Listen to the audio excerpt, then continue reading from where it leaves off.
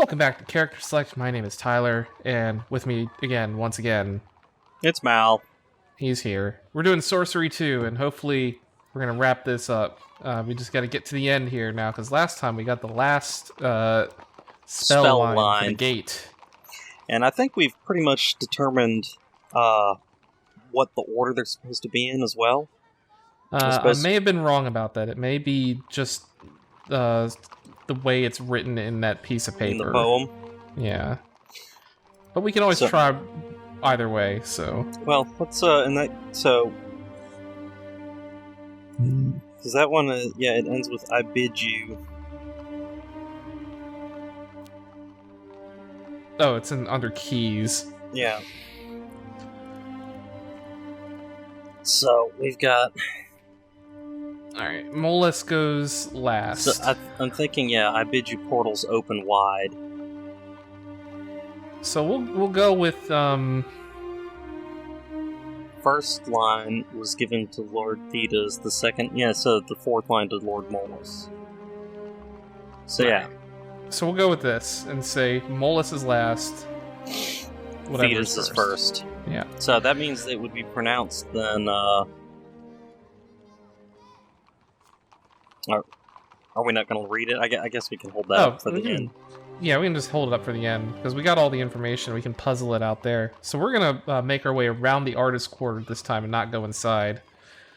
So from the market building come the sounds of 100 milling voices and the occasional laugh and scream. Scream? Through a barred window, you see a tall flame flickering and snapping, but it does not seem to be spreading. A crow circles above the wall to your left. Watch the bird. Burb. Burb. Crows feast on carrion, and this bird is circling just above the wall. Has something tried to attack the city and been shot down by the guard, or did someone try to escape that way? Look up at the wall. Shading your eyes and looking up at the wall, you see a single guardsman standing with his bow ready. He is aiming at something in the fields beyond the city. You remember the old soldier you met in the past. Could there really be goblins out there trying to get in? I wonder. You keep going across the scrub. It's not like we haven't been through time twice now. Goblins? No way! It's like that line from the movie Trolls. They're eating her, and then they're gonna eat me. Oh no! God. Oh my god! Anyway, you emerge from a small stand of trees to the back of a set of low buildings from which you hear voices, and an alley leads back into the main city. Listen at the door? You pause outside the door to listen. I'm telling you, it went down into the cellar and there was something there. Did you kill it? No, father, I ran away. Okay. I guess keep listening? This is unlikely to be important, but it is intriguing nonetheless. I thought I told you to kill thieves on sight, the older voice declares. It wasn't a thief. It had teeth and a sword. It was digging. So, this is about the goblins. So, and I like how it's like, this is likely to be unimportant, as, like, the goblins are literally the most important thing of this whole back and forth shenanigans. Pretty much. I mean, they're the whole reason why I can't just be like, peace out! I mean, we could have been gone ages ago if we didn't have to save the city. Yeah, well, we could be gone anyway, but the problem is Mr. Grumpy Pants Ghosty Goo would be like, yeah, I'll curse you. Be cursed, fool! It's like, but why would you curse me? I'm just trying to, pass on. What happens to your... It's like, what happens to your city is none of my problem. It's like, I don't care, I'm an ass! I'm gonna curse you just cause! It is your problem, because if you don't save it, I'll curse you, asshole! Fuck you! But why would you do that? Because I'm a shitlord! Yeah. Anyway, I mean, you think this is important, or you want us to move on? We kind of know that the thing with teeth and swords and that's digging is likely a goblin, so I'm assuming this would have been, for the first time through, be like, oh, something interesting, teeth and swords and digging, something underneath the city, ooh. Well, we know exactly what's underneath the city. So, I'm thinking we can just go ahead and move on. Alright. You make your way back into the streets of Kare. After turning this way and that, you emerge into a small plaza, perhaps intended for visitors to the market building on your left, to tie up their horses. But if any have, then it would seem their horses have been stolen. Around you, the slums are still standing, intact, no trace of fire or destruction about them. Wizard was right. Time has been reversed, but not for long. The main road continues between the slums, heading up to a low rise, and a side alley leads left. Zoom out. Is there a way to... I think... Okay, we've been up north beforehand. Yeah, we've been up north. We haven't really been down, Yeah, I don't think in we've taken here. a right. Yeah, I don't think we've gone, down that direction. What are the choices, then? Left or right? Or eat? We can... Well, let's go ahead and look left and right, because that won't make a choice, and I don't think we need to eat. To the left, a narrow road leads deep into a slum district, but its lanes are slung with decoration and ragged bunting. The main road turns to the right here, and continues up the rise towards a run of slightly grander buildings. Ivy and gripweed hang from bent metal railings. The whole place seems empty, deserted, and dark.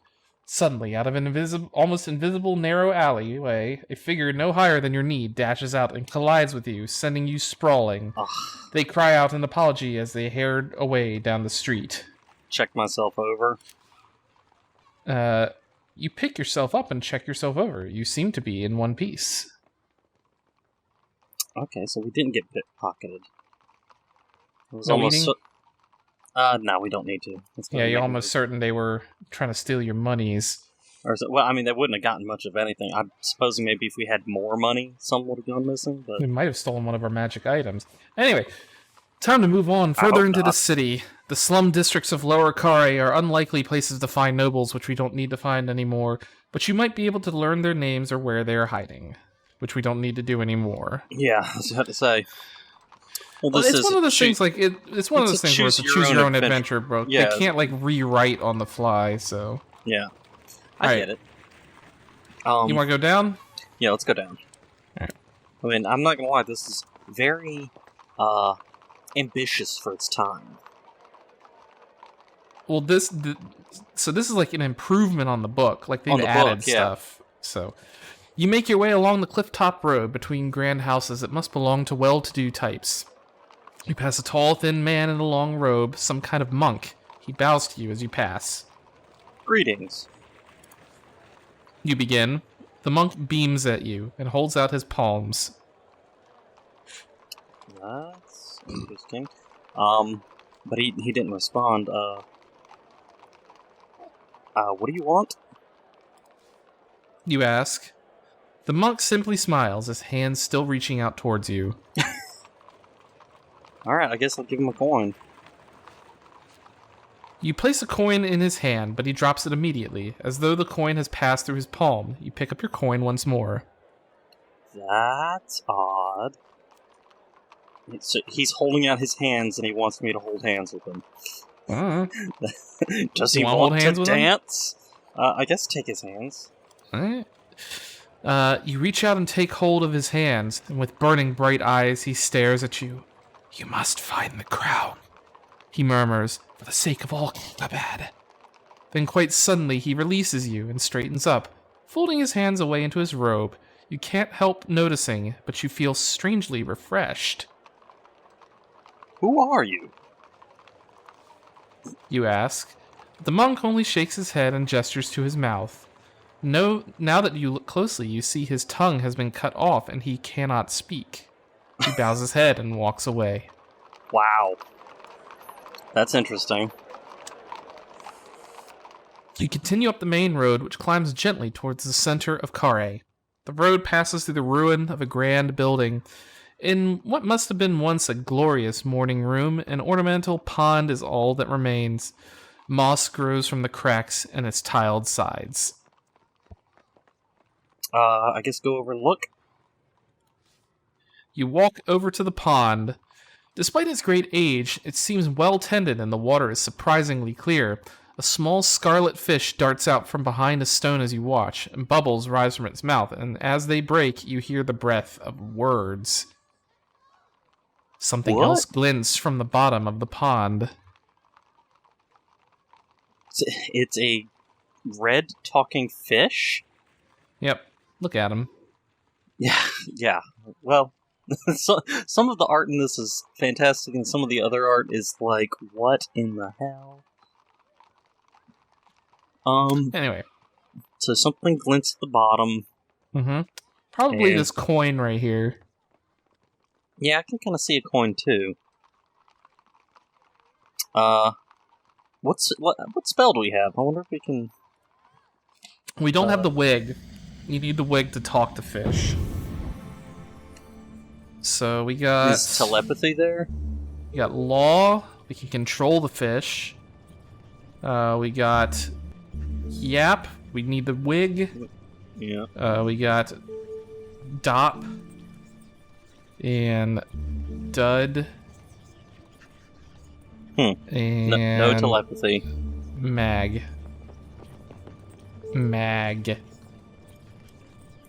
No telepathy. Alright, bummer. That is okay, though. I guess lean in to hear the words. Kneeling beside the pond, you put your ear close to the water. A little scarlet fish swims up and spits a drop of water at your cheek. If fishes could laugh, you would swear this fish was chuckling. Again it mouths bubbles, with a sound like... But what does it mean? Huh. Look deeper into the pond? Your eyes trace a second gleam. Not a fish this time, but a gold piece. Someone must have thrown it into the water for luck.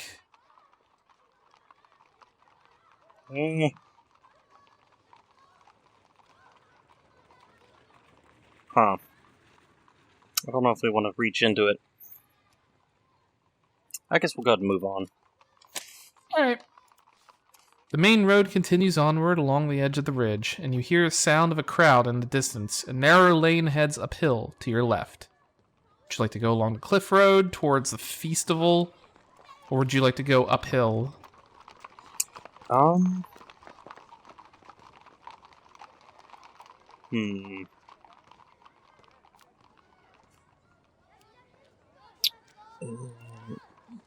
Well, we'll head towards the cliff road. Alright. You are back by the bathhouse on the edge of the fair.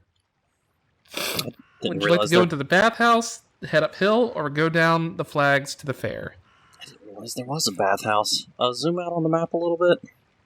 So there is a bridge and the docks. Yep, that's to the north.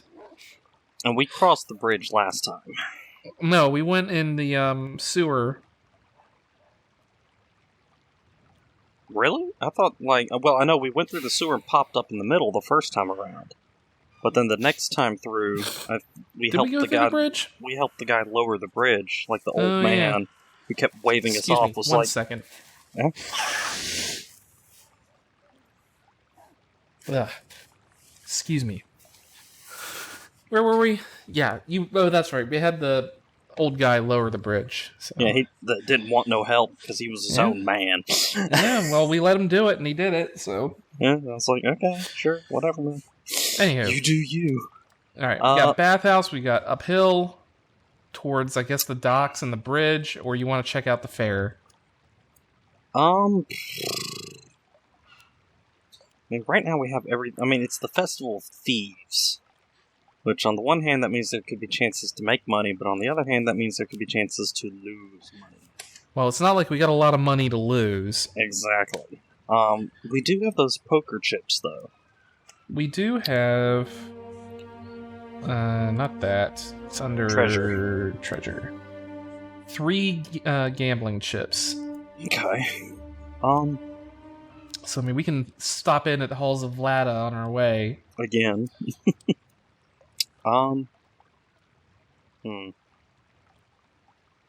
Bathhouse will probably cost money, and that seems like it's something would just refill stamina, which I don't think we need at the moment. No, we do not. We could probably check out... Yeah, we'll check out the festival, see what's down there. Alright. You head down the road between the colorful flags until it emerges into a wide, muddy plain filled with brightly colored tents. It is a fair. Observe the fair. It seems like the fair has been running all day, and what might have started out as a friendly celebration has become a violent drunken brawl. Gangs of men and women are falling over each other in the midway, fighting and shouting. Some of the tents have been torn down, and at least one is on fire. Near the river, a few figures are strapped to wooden poles crying out for help. The fairground organizers, perhaps. Sounds like a good time. Can you imagine it? Just cresting the hill. It's like, oh, it looks like a lovely fair, and it's just like some scene out of the apocalypse. Well, it's one of those things where it's like you initially look and it looks like a really nice time, but then the longer you look, you start seeing like horrible things going on. It's like, is that man eating a man? What? What the fuck? I don't understand. That man's being torn apart by hounds. So they're strapped to wooden poles by the river. Mm-hmm. That's so fucked up. Alright, you want to go in or you want to leave? I don't know if we should... I mean, on the one hand, I feel bad for the people that are strapped to poles. On the other hand, I really don't want to get into a fight. I mean, we got all sorts of shit if we do get into a fight. Like, remember, we got, like, you know, this gauntlet. All sorts of crap. And like, the sword. Magic and all sorts of shit, yeah. So, I guess, yeah, I would feel bad leaving them behind, so let's give them... 2 grenades. Yeah, we do have grenades. Right, so we're gonna go into the fair. Yeah, enter the festival. Alright, you roll up your sleeves and enter the festival. You're quickly elbowing your way through hordes of people, all jeering and shoving and waving half-drunk bottles of gripweed wine in your face. One stall still seems to be running. A sign above its door reads, "Cabinet of Fortune, try your luck. A prize for all." Alright, so we can either leave, go to the Cabinet of Fortune, or go to the fair. What the hell? We'll look at the Cabinet of Fortune. The Cabinet of Fortune! Try your luck. Try your luck, mister! You go over to the tent and push back the flap. Inside, a grubby, bearded man leaps up from where he was sitting, cross-legged on the floor, and comes over to pump your hand. "Welcome, welcome, my friend," he exclaims, somewhat over-enthusiastically, "and let's see what prize you can win today. You must know this. There are no losers at Honest Anna's Cabinet of Fortune." He gestures with one hand towards a large glass cabinet in the center of the tent. What the fuck is that? That picture, I swear. Some of the art for this thing is just it's like first edition D&D. I mean, like, Jesus, they didn't have good artists back then. No, and like some of it is just like, what are proportions? How do I proportion? But you have to admit, it is interesting and distinct. It is distinct and interesting, horrifying. Yeah. I'll give it that. All right. Anyway, look inside the cabinet. You step forward and peer in through the glass. Inside, there are piles of jewelry, books, gold, and other things, as well as a small, wiry creature curled up fast asleep. What the fuck? He's right there. Yeah, that is. So what? What is that creature? You ask. "Oh, my little pet," Hannah explains. "He's perfectly harmless. Well, he bites, but only when you open the cabinet to feed him." What? I'm at a loss here. What do I do?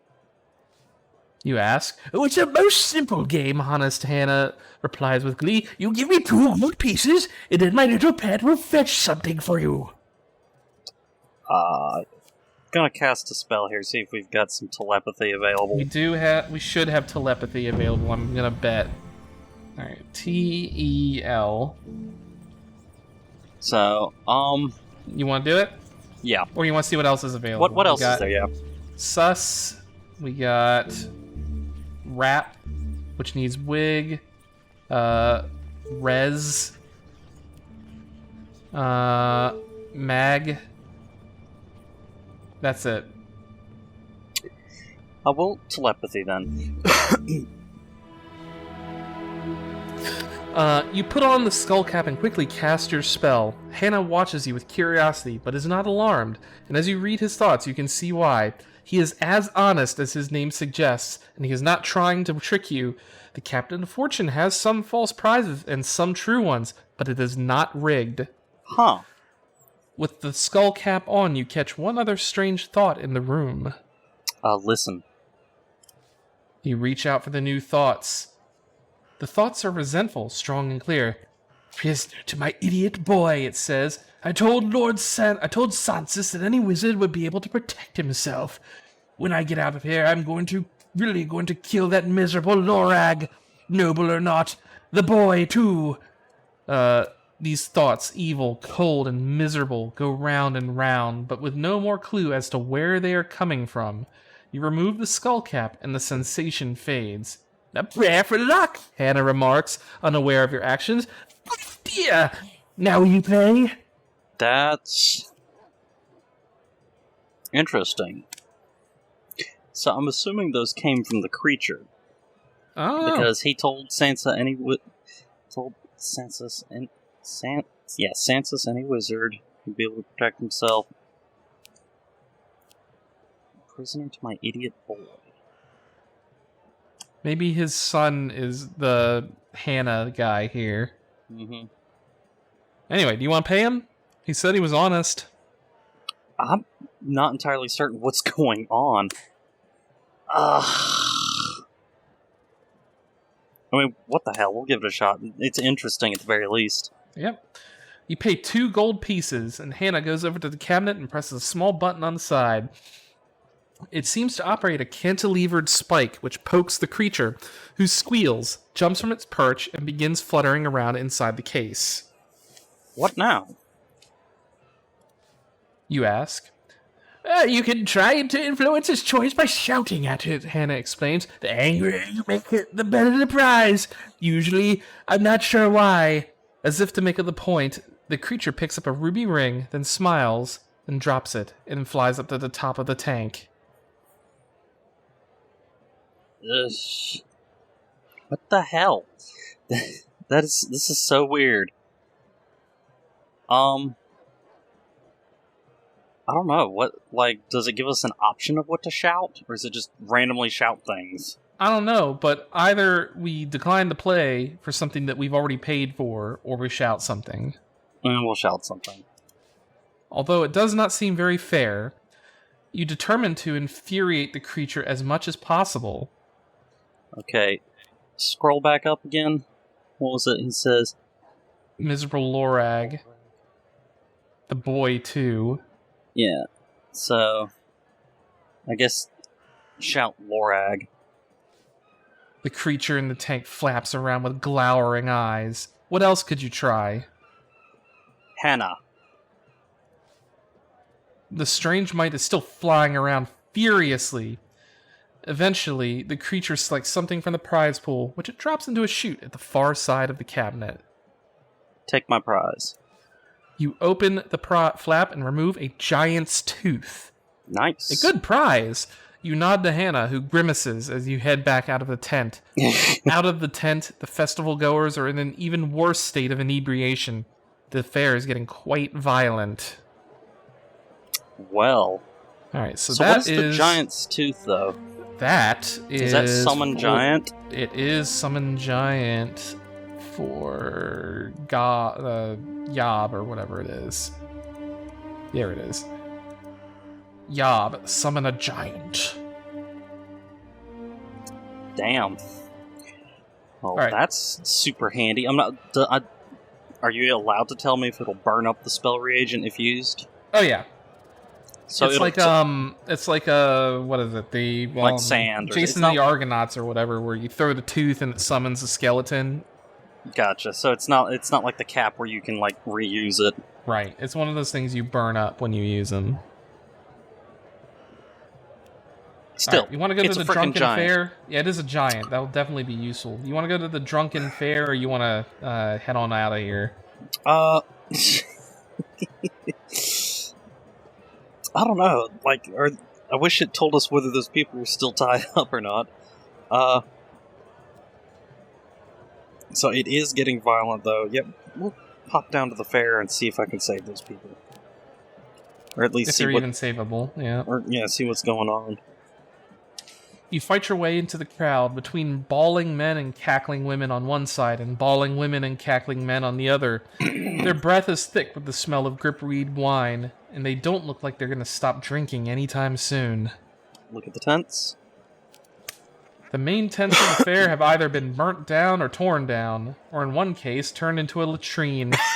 You peer through the crowd. Somewhere up ahead is the midway. We can still leave, or we can go to the midway. Yeah, let's get out of here, because we can't, like...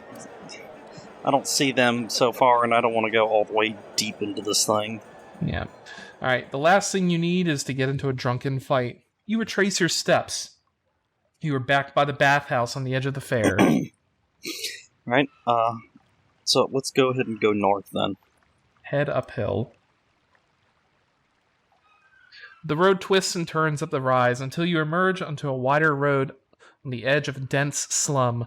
From inside, down a street to the left, you can hear the very faint sound of singing. The smell of rotting fish fills the air. You must be close to the docks. Fills the air. Interesting. Yeah. Yeah, they could have done a little more with an editor, but I get it. I mean, it's a lot of text, so... Yeah, no kidding. So what are the options here? We can head left towards the singing, or we can head for the docks. Well, I know if we go to the docks, there's some taverns and stuff, but we don't really have money to stay anywhere. We could bet for a room with swindle stones. Don't you have to put something up as a prize? Hey, we got shit tons of stuff. We can, like, bet our sword or some magic item or something. And burn a rewind if we screw up? Eh.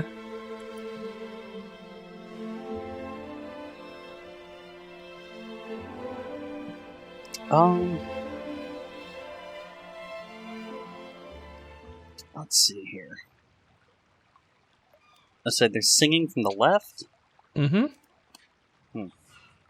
Up here on the left. It said there was singing coming from up here. And rise over towards the docks. Yeah. It looks like, well, that was the well we jumped in the first time around, wasn't it? Oh yeah, right here. Yeah. And then we've been up to that area. Let's head towards the docks. Docks it is. The smell of rotting fish and mucky water fills your nostrils. You know this area well enough. You have reached the docks once more, the beating heart of Kare. Look around.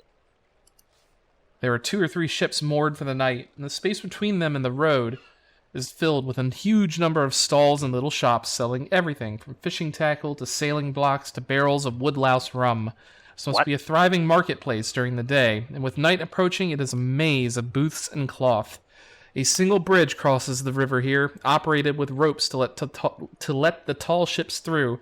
Right now, the bridge is up to allow ships to sail through undisturbed.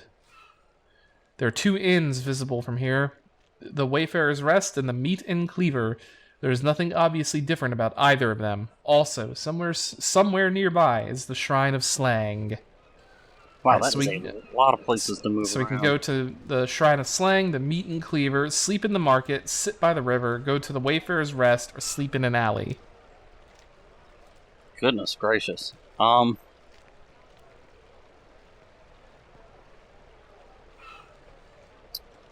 we're not going to do the Shrine of Slang, because Slang's kind of an ass. A little bit. You Slang. No, that's okay. I guess, like, the first time we went into the Meat and Cleaver and then went to the Wayfarer's Rest. And I know at the Wayfarer's Rest is where we met, what's his name, Stalker? Tracer, or whatever it is, Lancer. Yeah, I can't remember his name. Shanker, or something like that. Shanker. Or Flanker, or something like that. Flanker, that's it. Flanker the Assassin. Yeah. And that's where we played Swindle Stones, and he told us, like, he took us into the, showed us all the hidden Council of Lords and whatnot. Mm-hmm.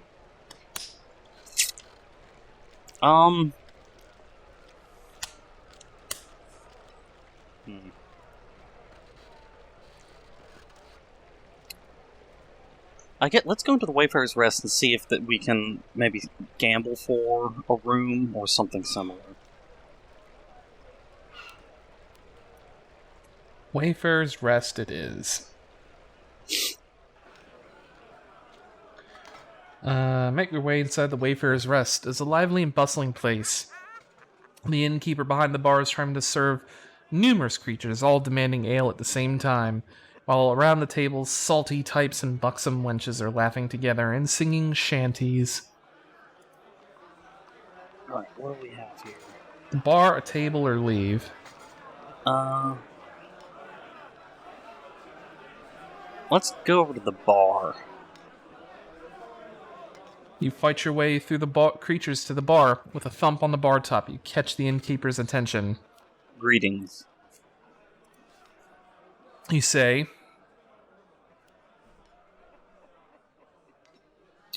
nice place you have here.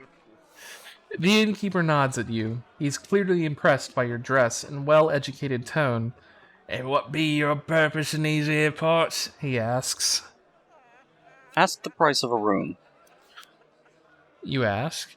The innkeeper holds up 4 fingers, and rather than shouting across the bar, 4 pieces is too much. The other creatures at the bar jostle and push each other for space. It would be too much even if I did have gold. Yeah. You push your way back out of the crowd at the bar. Your eyes roam around the busy room and light on a shadowy figure in one corner. Is Flanker, the assassin whose life you spared outside Biratanti. So we could do the same thing again where we try to swindle stones again, though. Although, isn't it if we lose, he's allowed to try to kill us again? Yeah.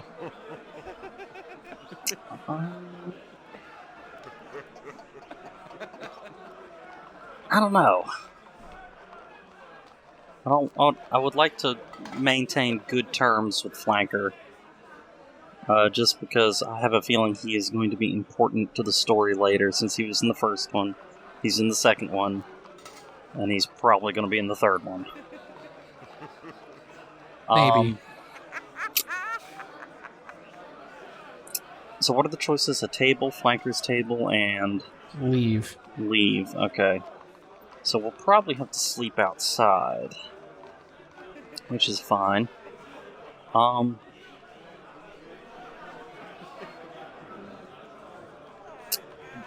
Let's see if a table has the option to play swindle stones with anyone. Alright. You take a seat between a swarthy sailor with an eye patch and a swarthy woman who also wears an eye patch. Greet the company. You greet the sailor and the woman. Oh, yeah, so the man remarks. Oi, say, Eka. The woman, Eka, laughs a deep, throaty laugh. Not salty, but stray, she brays. Tell them about myself. I'm from Analander. You tell them. In sorrow, eh? The sailor asks. No. You reply. I'm just passing through. He nods, and then drinks a gulp of beer and rubs his stomach as though it pains him. I order that too. Listen, the sailor murmurs. Your boy Sawyer Stones. I'll play you. Spotted. He clears a space on the table, moving several beer glasses out of the way. Oh, he has it down. 4 little bees on the game. Damn, I don't have an option, so yeah, no. No, too much for me. Oh, what? You get to your feet. Don't go far, murmurs the woman with an eye patch, smiling. Do you want to go far? I guess we'll talk to Flanker again, see what's up. And then we'll probably get out of here. Greetings! You go over and sit by the assassin. Greetings! You declare enthusiastically. Flanker nods. He doesn't smile, but he seems pleased to see you. Ah, my friend and enemy. I am well recovered, as you see. He raises his flagon. And you look as hale as the moment you left me. Your journey has been uneventful so far, I trust. And how have you fared in God? The city is full of devils. Flicker laughs and nods. It is indeed, but at least you have not had to face the portal traps. They will take your smile and move it to your throat, as we assassins say. I know about portal traps. You reply indifferently. They are easily avoided. Flanker nods. Is that so? Well then, perhaps I have underestimated you yet again. He drinks from his mug and then nods to you. Can I buy you an ale? Accept his offer. You nod. Thank you. Flanker gestures towards the bar, and a full mug is before you in moments. Sorry, I was drinking my own ale. Go ahead and drink it.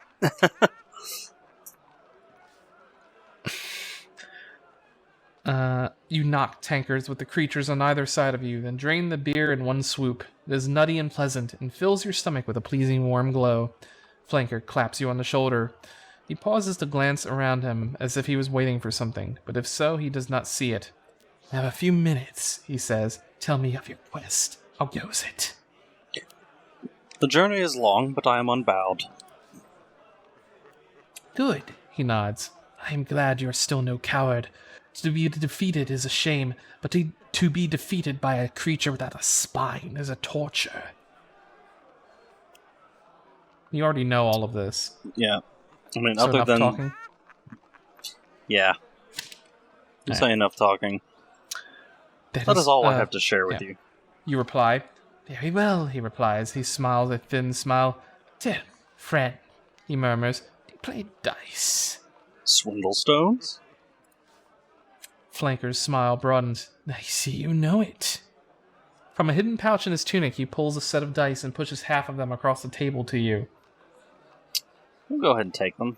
See what we can get out of this. You take the dice. What's the stake? You ask. Let me propose a modest wager.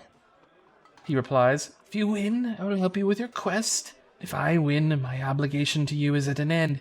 And should we meet again, I will have freedom to cleave your neck from your shoulders. Do you agree? We already had his help the first time around. Yeah. On the other hand, I'm not sure how he'll respond to the phrase, I prefer to keep you in my debt, because that's kind of a shit thing to say. Yeah. If I lose, you'll kill me. You shake your head. Your terms seem quite high. Flanker laughs. You think ill of me, my friend. I merely reclaim my right to end your life. I will not take it unless I am paid well or you insult me. I only wish to free myself from debt.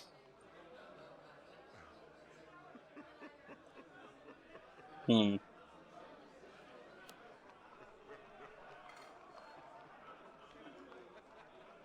trying to remember if the last time we went up to the council room there was anything we were able to procure in terms of money. Because I know we used telepathy to figure out one of the guards was, taking bribes, and then they, of course, the captain was not honorable and began beating the shit out of his other dude for not giving him a cut. Mm-hmm. Which I was not expecting, but probably should have expected. What a great time we had. Kara is such a shithole, I swear to God. Yeah, a little bit. A little more than a little bit. You know what? We'll go ahead and play. Alright. We still have the rewinds available. Alright, roll the dice. That's a pretty damn good hand. Alright, yeah. We'll start with 1-4. 2 2s. 3 2s. 4 2s. 5 2s. Alright. He has to have at least 2 2s. Yep. He does. Suck it. Another good hand. Good one. Yep. Alright, so 2 3s. How about 3 1s? 3 3s. About 4 3s. 5 3s. Means he would have to have 3 3s. Yeah, I'm gonna call him on that. Nice. A decent Not hammer. bad. Not bad. 1 1. 2 3s.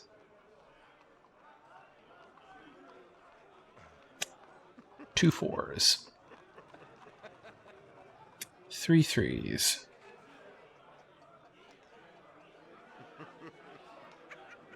4 3s. It's not going to be that. Oh, now you've done it. You fucked up now! You fucked up. You should have called that dude. Yeah. He would have got it, too. He would have. That was my loss to make. Alright, 2 of those. Alright, sure. How about... Yeah, I could see 3 4s. If he's already calling for some. Yeah, but I'm just wondering, like, he's going to call that, and he has to have 4 4s. Or he has 2 of them. He has to have both. Yeah, they're both. Yeah, I couldn't make it 5 4s. I should have called 4 4s. This is a terrible hand. That is a garbage hand. 2 2s. 3 2s. 4 2s. Nope. Call it.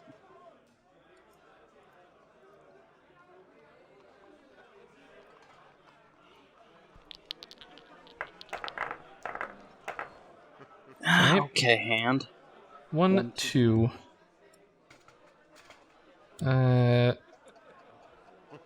1 4.